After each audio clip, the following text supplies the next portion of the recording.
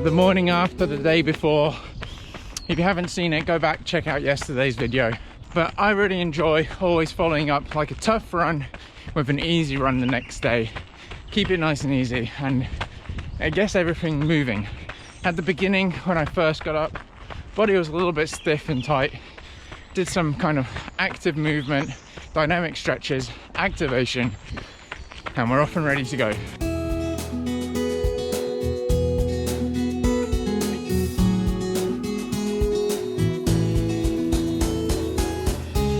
So now that I'm going to go back to work at Saunter, what does that mean for this YouTube and my channel? Well, from my point of view, not a lot changes. I really love doing YouTube and being connected with you guys and being able to help, inspire, motivate, and also get inspiration from you as well, because it's not just a one-way street. However, I'm still going to try and continue to upload as regularly as possible. If you've been following me from the start, you've probably known for the first 6 months I did YouTube, I kind of did an upload every day. Well, not kind of, I did. And that's obviously now some of those hours will be going towards Saunter that I don't have as much time to be doing as editing. I have to quickly, so here's Emma. She's interrupting the video. We're both out running. Love you. So I've got the content, I've got the ideas, but I guess one of the things that may take a knock-on effect is editing. That's one of the things I really invested time into whilst I've been unemployed, is learning a bit more, editing a bit more, making all my videos look a little bit more professional or higher quality. That doesn't mean that the quality of my content drops. It's just the production value might take a little bit of a hit. Although what I would say is, even if the editing time goes down a little bit, it's the quality of the content that comes out. If you've got a good message, if it's inspiring, if it's fun, and I think that's a good tip for anybody who is doing YouTube. If I'm allowed to say some tips, don't stress too much about, the production quality and everything. As long as you've got a good image, good audio, and a great message, you'll be all right. I mean, hopefully you all agree with me. And if you don't, then obviously let me know down below and I can maybe do less videos with more production quality. But my aim has always been to bring something valuable to you. So that's what I'll continue to try and do.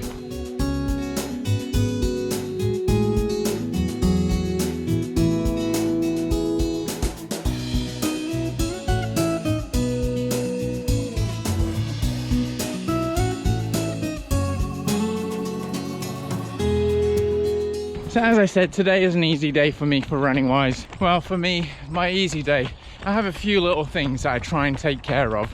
It's an opportunity as well to grow. It's not just ticking over and gaining kilometers. There are a few little indicators and things that I like to improve on. So for me, I really like to keep my heart rate. Well, actually, you know what? It might be a little bit better. We can analyze the data and talk about it when we get home.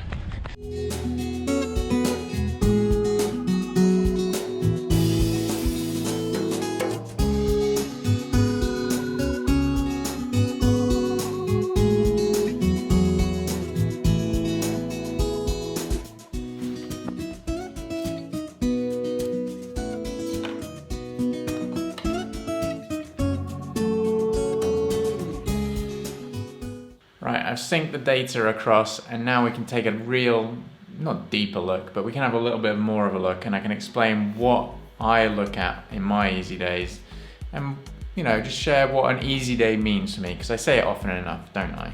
So in no particular order, these are sort of things that I would typically look for in an easy run. First of all, I just want to, have some fun and go outdoors, enjoy running for running's sake.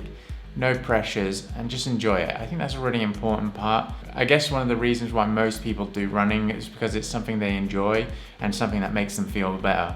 And that is a real key to success. As long as you're doing what makes you happy, then, so be it. When I have an easy day, I tend to try and focus on making sure that I've got the correct form, so that my hips are driving, not too stiff shoulders, and I've got correct posture. Now that also means, thinking about where am I striking my foot? Is it too far in front of my center of mass? Am I mid-foot striking, heel striking, or forefoot striking? That's also really important. When I'm running on an easy day, Normally it's either after like a hard session or like after a rest day, and we're trying to feel where in the body you might have some tightness or what doesn't feel so kind of right. With the running, obviously usually the muscles kind of warm up and everything, but let's say my right hamstring was a little bit tighter. That gives me a nice little indication for later on to do some foam rolling over on that right hand side of the leg. So not only with form and posture, I'm also trying to make sure I maintain a higher cadence. Sometimes it can be quite hard to maintain a high cadence when you're just running easy at a slower pace. But making sure you're having that high turnover is going to mean there's less stress through those muscles, less strength having to be pushed off. So it's a really nice thing to be able to try and focus on. Short, quick, light feet is going to always really help you. So when you go and do your easy run, you can rotate in a different pair of shoes to give your other muscles a little bit of a relax and also make other parts work maybe a little bit more. So we're going from like maybe a really high stack height shoe like the Adidas SL20, which has got a 10mm drop, down to an Ultra, which is like a 0 drop. There we are, we're getting like a little bit more of a difference between the range of shoes and rotation, and it's healthy for your feet and your body. So I've just altered one of the screens on my watch to show my percentage of my heart rate max. As I said, like heart rate data is really important. It's really simple, easy tool that your body gives you for free. So making sure that I keep my percentage of my heart rate maximum between 65 to 78%. That is my easy running zone for percentage of heart rate max. Easy running is also like a really good base and foundation to build all your other work on. It's sensible to do a lot of volume of easy running to help support all those other runs that you do. So for me at the moment, what I'm doing quite a lot is easy day, session, easy day. And it's just like a warm up and a cool down. Each day I've got like a warm up and a cool down to that session day in the middle. Having a large percentage of your training or your weekly running should be easy running in my opinion, and around 80 to 90%. And that's a real key point. Like heart rate is like a free tool and something I would look at for an easy run. Pace I would not look at. Some days my easy runs are even like 4:30 30, and some days they're 5 minute. So don't look at pace, don't be motivated by how fast you run. Be motivated by the fact that you know that you're putting in the hard work to reap the rewards. Obviously the aerobic and health benefits of easy running are just a great thing in general as also. It strengthens the heart, gets the blood flowing around the body, and just feels good in general, doesn't it?